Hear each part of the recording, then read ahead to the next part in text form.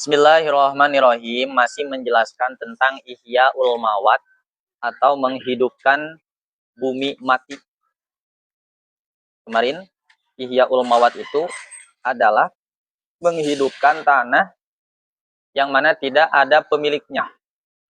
Itu diperbolehkan dengan dua syarat.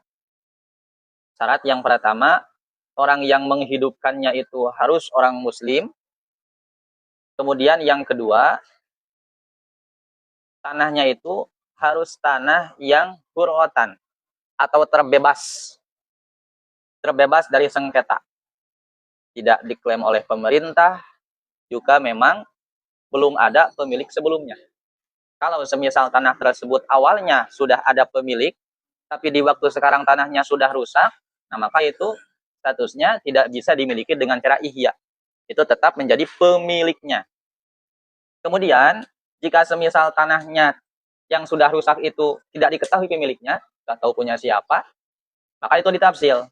Kalau semisal yakin bahwa adanya tanah itu di masa Islamiyah, ya, maka statusnya menjadi malun doe atau harta yang tersia-sia. Ketika malun doe, maka urusannya dikembalikan pada kebijakan pemerintah. Tapi kalau semisal diketahui bahwa tanah tersebut memang ini sudah dari dulu, dari zaman jahiliyah. Nah, kalau seperti itu, maka boleh dimiliki dengan cara ihya'ul mawat, menghidupkan bumi mati. Nah, setelah syarat tersebut sudah terpenuhi, kemudian bagaimana caranya kita bisa mengklaim bahwa tanah tersebut menjadi milik kita? Setelah kita semisal berada di suatu pulau terpencil, tidak ada seorang pun, itu bisa kamu miliki tanahnya dengan cara ihya'ul mawat. Nah, itu bagaimana caranya? Wasifatul ihya, kata cara menghidupkan bumi mati, itu yahtalifu bihtilafil, mana tadi teh?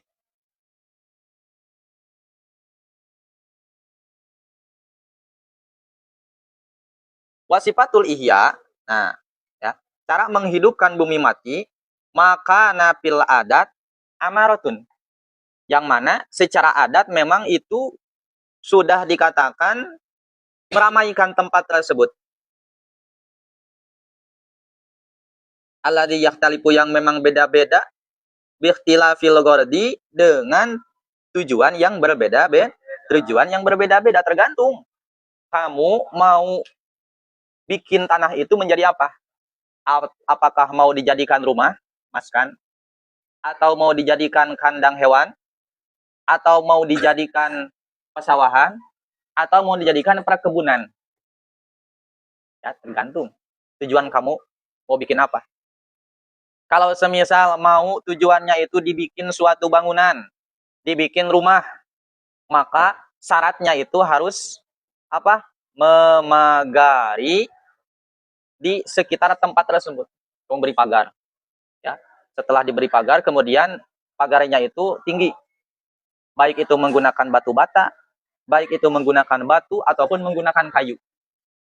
Yang mana secara adat memang itu terlihat seperti rumah.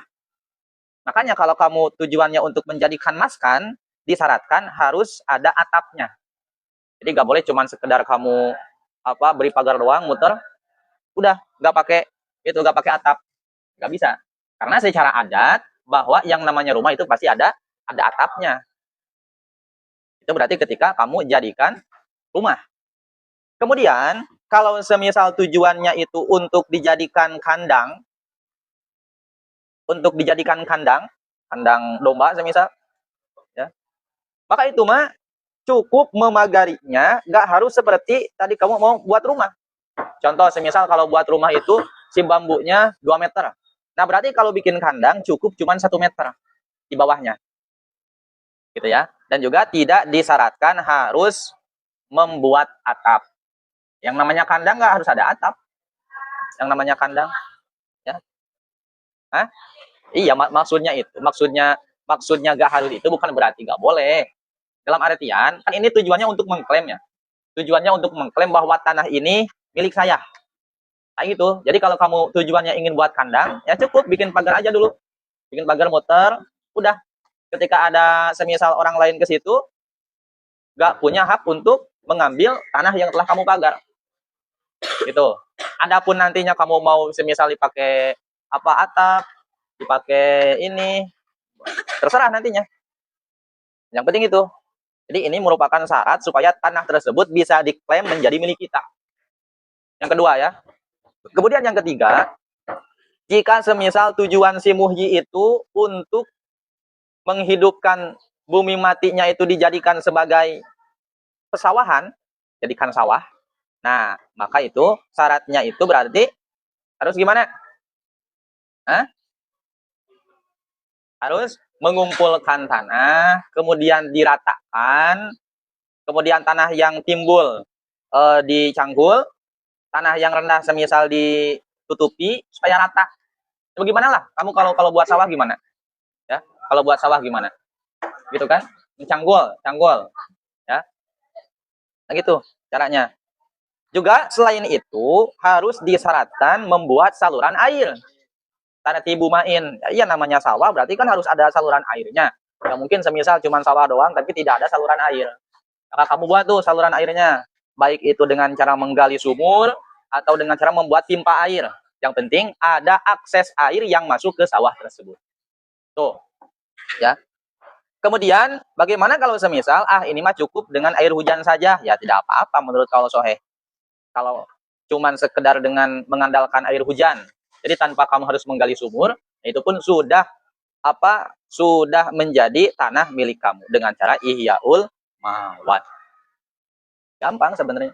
Kemudian yang terakhir, ketika memang tujuannya itu untuk menjadikan tanahnya sebagai kebun, bustan, nah itu mah sama seperti tadi. Tinggal kamu buat pagar, kemudian setelah membuat pagar, sama seperti sawah, tetapi kalau membuat kebun itu tidak disyaratkan untuk mengatur untuk mengatur perairan. Ya, kalau tujuannya untuk membuat kebun. Kalau tujuannya untuk membuat kebun. Tetapi kalau tujuannya untuk membuat kebun, juga disyaratkan harus ditanaminya. Jadi gak cukup cuman kamu buat pagar doang, berarti harus ditanami. Mau kamu semisal tanami sayuran apa, atau mau ditanami pohon apa, apa-apa. Yang penting tujuannya ada. Ya, yang penting tujuannya ada. Nah, itu adalah ihyaul mawat. Jadi ihyaul mawat itu seperti demikian. Ya kan nggak tahu semisal nanti kalau udah lulus semisal si Api pindah ke Bali, kemudian dibuang ke pulau terpencil. Kan nggak tahu. Nah, nanti kalau kamu udah paham bab ini mah saya akan mengamalkan bab ihyaul mawat. Buat bangunan tuh di tengah pulau sendiri, buat bangunan. Ini milik saya. Pulau ini milik saya semuanya. Gitu kan? Nggak apa-apa. Asal benar memang pulau tersebut tidak ada pemilik, tidak ada pemiliknya, tidak diklaim oleh pemerintah. Gitu.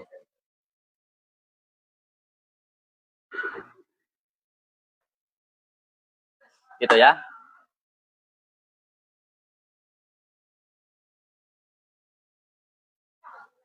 Paham? Wa'lam dan ketahuilah. Wa'lam dan ketahuilah. Anal ma'a bahwa sesungguhnya air. Al-muhtaso yang tertentu. Bisaksin akan seseorang. Itulah yajibu tidak wajib. Apa bazluhu memberikan ma'un. Lima siyati goyrihi. Pada hewan ternak selain sahsun. Mutlakon secara mutlak.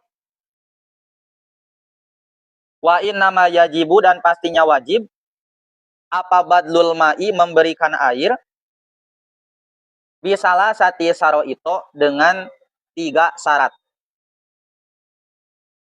Nah kemudian ketahuilah bahwasanya air yang tentu milik seseorang itu tidak wajib diberikan pada hewan ternak milik orang lain. Contohnya gini, kamu punya sumur nih, gali sumur di sini. Tiba-tiba Jayad saya minta air untuk memberi minum hewan saya, katanya. Nah, kita boleh untuk menolak? Gak boleh. Ini air punya saya juga butuh.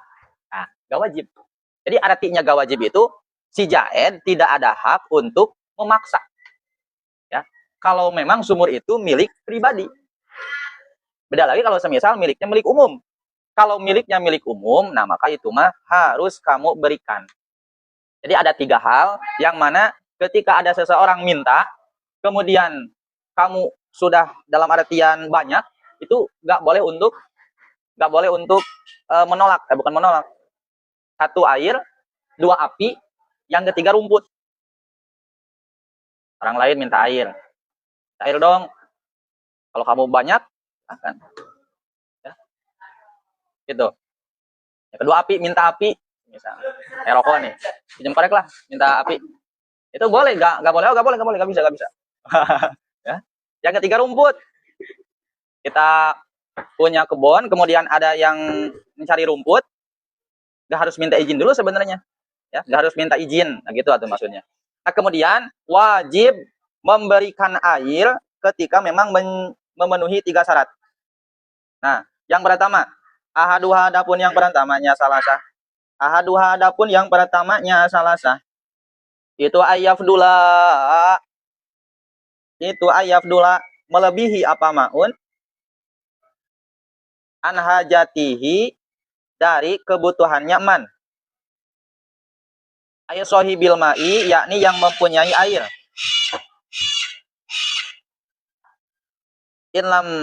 Fa in lam yafdul, maka jika tidak lebih apa maun,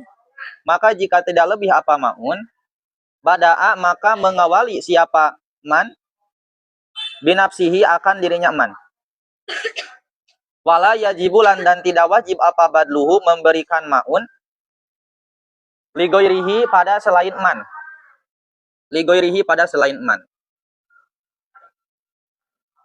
Tuh. Yang pertama, jadi airnya harus sudah melebihi. Kamu punya air banyak. Ketika punya air banyak, orang lain minta, nah maka kamu tidak diperbolehkan untuk mencegahnya. Tidak harus diberikan, wajib itu. Wajib diberikan. Ya, kecuali kalau memang airnya cuman segitu-gitunya. Cuman sedikit. Ya, ketika cuman sedikit, nah orang tersebut ketika minta dia tidak bisa memaksa. Wasani dan bermula yang kedua. Itu ayah tajak. Itu ayah tajak butuh ilaihi pada maun. Ilaihi pada maun siapa goiruhu selain man. Imali nafsihi ada kalanya untuk dirinya goer. Au libahi matihi atau untuk hewannya goer. Adapun ini itu idakana ketika ada.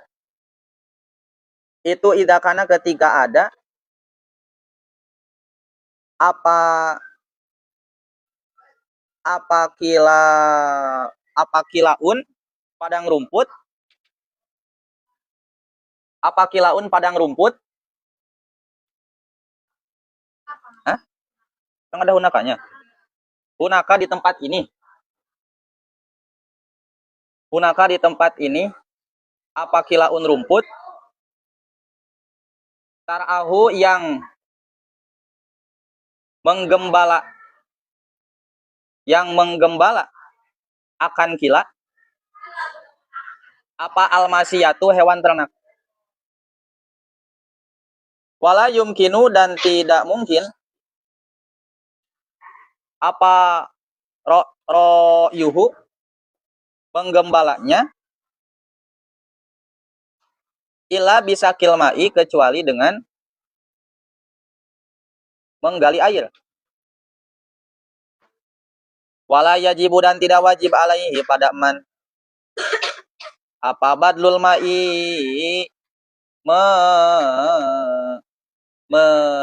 menyerahkan air lijar igoirihi untuk tanaman selain man. Wala lisa jarihi dan tidak untuk pohonnya goer. Wasalisu dan bermula yang ketiga itu ayakuna harus ada apa almau air itu pimakorihi di tempatnya maun. Bahwa dan adapun makor itu mima perkara yustahlapu yang disimpan apa ma pibirin di sumur au ainin atau sumberan au ainin atau mata air atau au ainin atau mata air. Faida akhoda maka ketika mengambil siapa man hadal ma'a akan air ini pi'inain dalam wadah lam yajib maka tidak wajib apa badluhu menyerahkan ma'un ala sohihi menurut kaul sohih. Wahai suwajabadan sekiranya wajib apa al-badlul ma'i apa al-badlu menyerahkan lil ma'i akan air. Fal muradu maka adapun yang dikehendaki bihi dengan badlu itu tamkinul masyati mempersilahkan hewan ternak min huduriha dari hadirnya masiyah albiro akan sumur in lam yatadoror jika tidak jadi bahaya siapa sohibul ma'i yang mempunyai air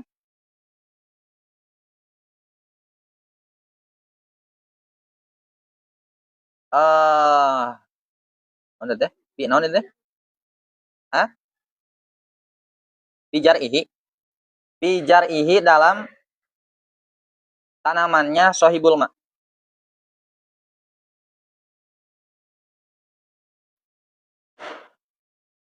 au masyatihi atau hewan ternaknya sohibul ma. Fa in tadororo maka jika jadi bahaya siapa sohibul ma biwurudiha dengan datangnya masiyah biwurudiha dengan datangnya masiyah muniat maka dicegah apa masiyah minhu dari hudur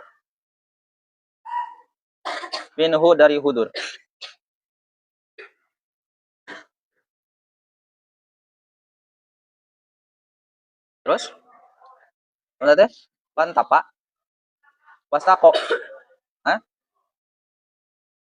wastaqo naonnya wastaqo dan kesulitan laha bagi masiyah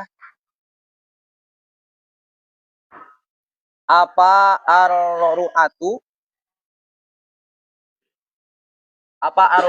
menggembala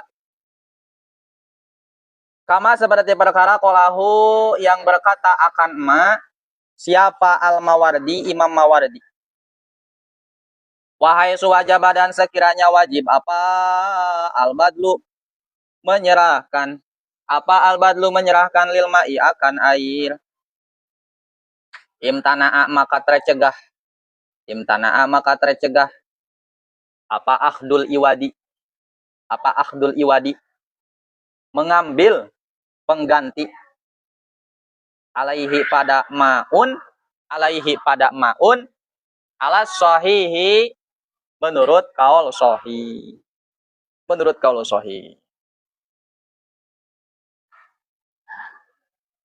ya. Jadi wajib menyerahkan air ketika seseorang ada yang meminta. Yang pertama syaratnya tadi stok airnya sudah lebih daripada kebutuhan kita. Satu. Berarti kalau kita masih butuh ya gak wajib. Kemudian syarat yang kedua adalah ayyah taja ilaihi goiruhu. Memang orang lain membutuhkannya, baik untuk dirinya sendiri ataupun untuk hewan ternaknya. Nah ini berbicara ketika memang berada di suatu padang rumput yang dijadikan untuk menggembala, kemudian di situ tidak ada air atau gitu, tidak ada air. Nah, jadi kalau misalnya air itu harus menggali dulu, nah, seperti itu maka dihukumi wajib. Wala yajibu alaihi badlul ma, kemudian tidak diwajibkan untuk memberikan air lijari goirihi untuk tanaman orang lain. Orang lain minta air pada kita, tujuan untuk apa? Untuk menyiram tanaman, itu gak wajib. Ya, Wali sajarihi atau untuk pohonnya, itu juga sama. Yang kedua ya. Kemudian wasalisu, yang ketiga ayyakuna al-ma'u fi maqarihi. Jadi memang memintanya itu langsung dari tempatnya. Dari tempatnya si maun. Berarti kalau semisal air itu semisal diambil dari sumurnya, bibirin, ya. Gitu. Jadi berarti kalau semisal kita udah mengambil nih, kita punya sumur. Kemudian kita ambil air. Ambil airnya, kemudian dikumpulkan di suatu wadah, ya. Ada yang minta air dong. Nah, itu mintanya bukan apa, kita gak wajib memberikan jika yang dipintanya itu air yang sudah kita pindahkan ke wadah. Jadi kalau mau, ya silahkan, itu tinggal ngambil aja di sumur. Nah gitu, ya. Itu berarti kewajiban jika ada seseorang yang meminta air. Berarti syaratnya itu ada 3. Yang satu, memang kita punya stok yang banyak, sudah melebihi untuk kebutuhan pribadi. Yang kedua, memang orang lain membutuhkannya. Yang ketiga, mengambilnya langsung dari tempatnya, bukan dari air yang telah kita pindahkan ke wadah.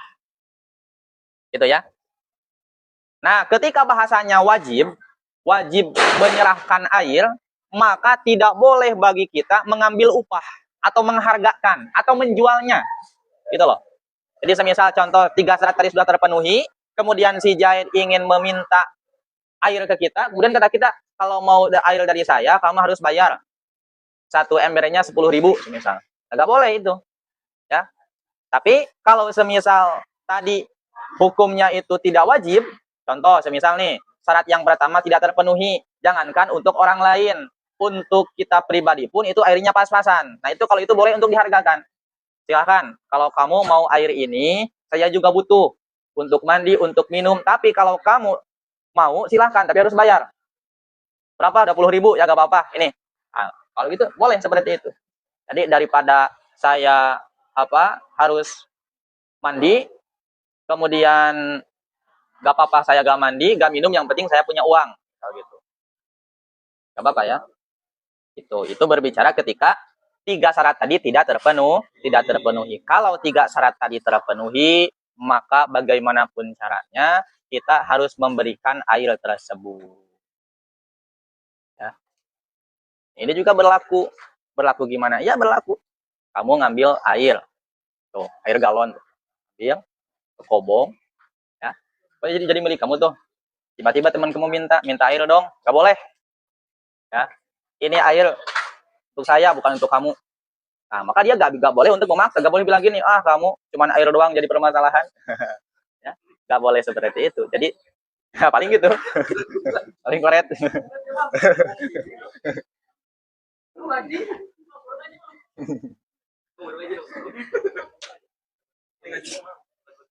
Gitu. Faslun fil waqti. Ada yang tanyakan?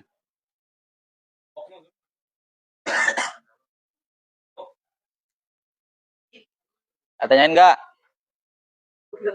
Nanti pasal wakop.